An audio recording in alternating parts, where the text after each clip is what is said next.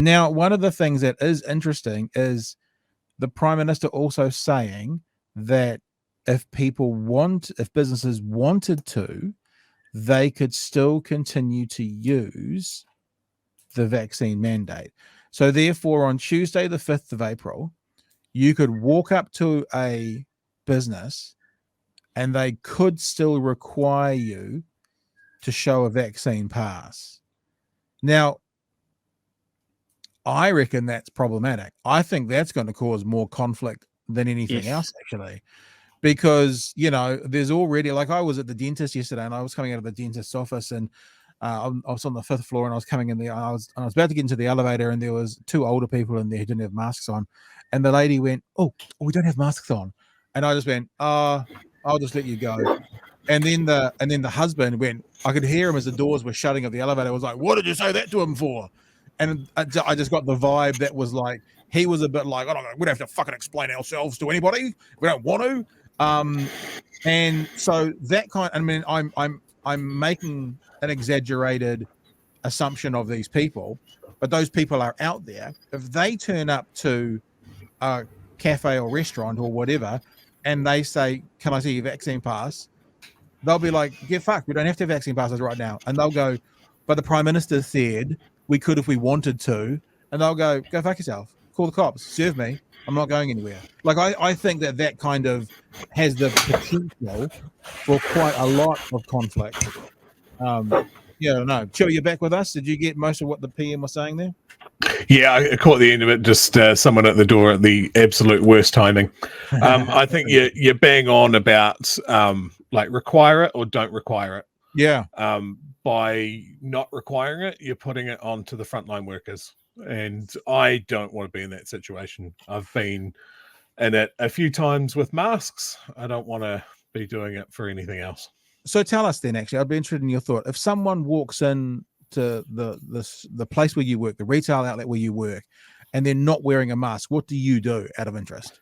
So over this, I've worked at two different businesses, and they had a very different approach to both of it. In my current one, the language that we use is quite helpful. It's, did you need a mask if they walk in without one? And 9 times out of 10, someone's forgotten it in the car, and they're very appreciative of getting a new mask. I've had one guy just explode at me once of like, "Don't you fucking tell me what to do," all of this sort of stuff. But we're also a critical sort of thing, so we can't turn people away. So that becomes awkward to manage. It's a bit of distance. It's making sure they're not close to other customers, etc. In the previous place that I worked, it was very much we don't want to provoke a fight. So literally ignore it. All right. So if someone just walked in without a mask on, nothing would be said literally at all. Pretty much. We had a security guard. He kind of took the view of, I'll at least mention it. Yeah. But the attitude from, I guess, head office was more, we're not here to fight with our customers. We're not here to ruin the experience. A lot of the people that I work with took that as, well, we don't matter. Yeah. Wow. So it was all about maintaining distance. And I remember in the early days of lockdown, me just to force the issue, I was keeping 2 meters away or 1.5 meters away from people. And if they stepped closer, I would step back. I remember a customer basically, pushing is the wrong word, but I ended up retreating halfway down the store because they kept on stepping closer to me to talk to me without a mask on. Right. Like a beautiful dance, a 2 meter wide dance. Yeah. Doing this around the store. And I was just like, when is this person going to realize that I'm stepping back every time they step forward? Yeah. And that, I mean, we talked a bit to the EMA rep yesterday, and I know it's not the same thing, but he was talking about sort of self-regulation by businesses when it came to this sort of thing. And what I hear you saying, Chewy, on some level, is when that business that you were working for them self-regulated, meaning we will decide not to put we will put in place that we won't challenge them. What they're actually doing is they're regulating their sale over their employees. Because they're going, I'd rather this person came in and bought a widget costing $150 than my employees were safe and comfortable. And that's the problem when businesses regulate themselves. Now this is almost the flip side, as you can see on the screen as well. This is the press conference live. Obviously, the PM's taking questions at the moment. Vaccine pass is no longer required from April 5th. As we said, that was the only thing people wanted to know, as is seen by the Herald here, because it's the only headline they've put up. That you're now asking businesses to regulate safety over dollars. So you're asking the cafe to go, you know what, we'd rather keep our people safe by keeping the vaccine passes in place. So if you're just joining us, what the PM has said is, come April 5th, vaccine passes will no longer be required, but if business wants to keep them, they can. So therefore, if Cafe X wants to keep them in place because they want to do the opposite of what we just talked about with Chewy and keep their staff safer, whether you agree or disagree with that, but that's what their position they want to take. Now you're going to have customers basically saying, take my money. So it's sort of the same position, but the other side now, potentially, if this happens.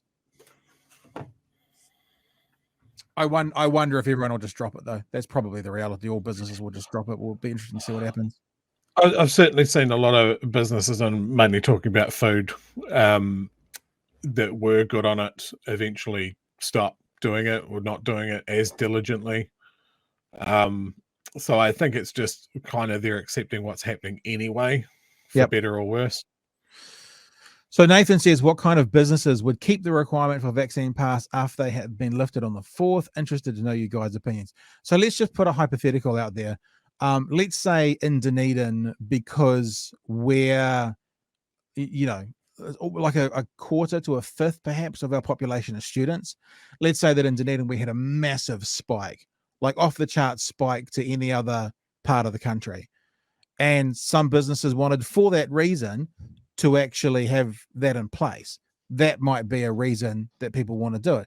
I mean, there's dozens of reasons. If someone accepts and believes the science of what Omicron is and how even when vaccinated, you are more protected, but you can still catch it, they might just choose it. They want it for whatever kind of business they are. But for whatever reason, if they want to do it, it could be, I can see more conflict coming with that than with actually having the mandate either in place or not.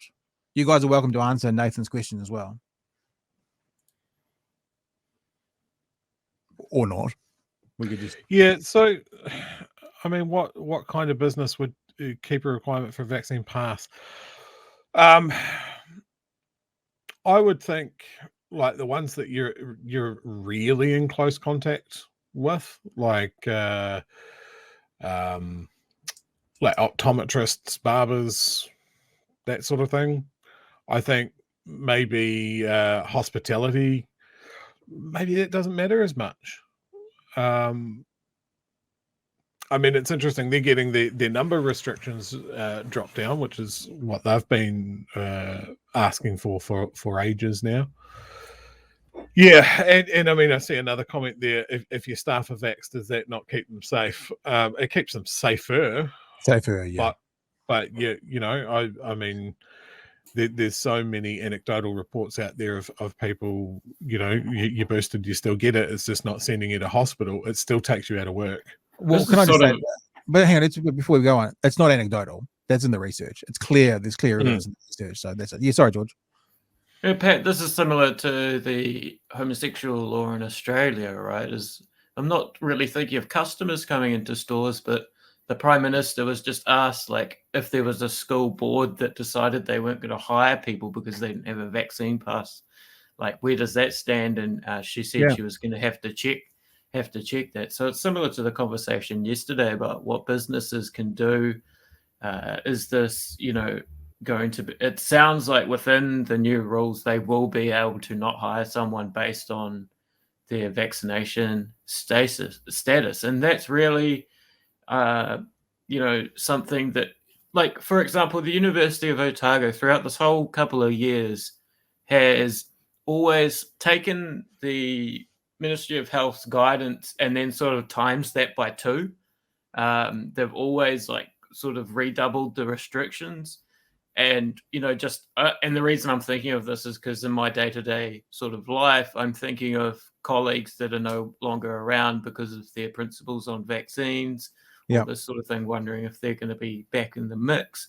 And this is definitely going to be the sort of tension area, I think, with this easing of restrictions is more going to be about, rather than customers coming into places, it's going to be about employment and labor relations. So you're keeping on listening to the press conference, obviously, for us. So thank you for that, George. That's brilliant, because we're just, we'd listen for 15 minutes. It was time to get out. So just to reiterate what you're saying, if teacher X applies for a job from school Y and doesn't get hired, and because we're in our business, although business is a interesting term to use about school, all our teachers have to be double vaccinated, then that ends up in court, because the Prime Minister, well, not just the Prime Minister, but it's just been said you don't need them unless you want them. So the other thing, just to go back to Nathan's question as well, one point about this, about what kinds of businesses will keep requirements for the vaccine pass. I guess the other thing is it doesn't matter. I mean, if whatever business wants to, for whatever reason, FighterJet also says, what if their staff are immunocompromised, or they have young kids or old family members? I mean, right through this pandemic, we've heard, it doesn't matter why businesses want to make decisions. They're allowed to make them for any reason. And the example about masks, people would say, but we accept no shoes, no shirt, no service. Now it's just no shoes, no shirt, no mask, no service. It's no difference. So what we've been saying all the way through is the business has the right to make this decision because they want to make this decision. So I don't know if there's a type or kind of business that would more lean towards. And I guess especially from the right within politics, they typically support the rights of the business. So now, if there is a business keeping a mandate in when they're allowed to have it off, I hope and I expect to see the David Seymours and Chris Luxons of this world supporting that business for keeping it in place, because it's the right of that business to do it. So that will be an interesting thing to keep an eye on over the next few months as well. Yeah, I mean, does it become a health and safety issue rather than a public health issue at that point? I mean, when you're looking at, hey, look, I caught this at work because of my workplace's policies, and now I've got long COVID. Where is that going to leave people? Yeah, that's interesting, actually, because my was it OSH, Occupation Safety and Health? If you've put me at risk by releasing a mandate and I catch COVID, are you therefore? These are all the questions, and I guess, should the Prime Minister have time for a decent set of journalists to ask questions? Maybe we could, but they're probably getting us. And look, I also want to acknowledge one thing: FighterJet, best name ever, YouTube name, FighterJet. You got it. That's dope. Well done. I'm impressed with that. I looked at it for a second and said, what the fuck? How do I say? Oh, it's FighterJet. Oh, well, I like it. I have a suspicion that I know FighterJet, or have at least played the same game as him. Okay, well, kudos to you. We should do that. Like, I know when we talk to contributors, sometimes we do that. Hey, you've got the best background of the week. That's probably the best best name of the week. And FighterJet comes straight back going, props for pronouncing it right. Well, I do know that PH can be a F. I'm not a PH ucking moron. Okay.